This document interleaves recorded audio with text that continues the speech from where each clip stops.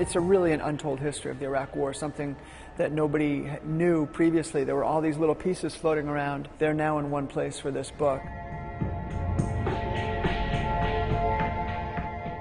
I interviewed 73 photographers. 39 of them are in the book, so it's exactly the stories that they told me, the behind-the-scenes stories of everything from battles to the breakups of their marriages to stories about PTSD. There was a Shia uprising in the early 90s, and these people were massacred and put in mass graves by Saddam's troops. And the bodies were dug up. Once Saddam was no longer in power, people went and they dug up these graves with thousands of people.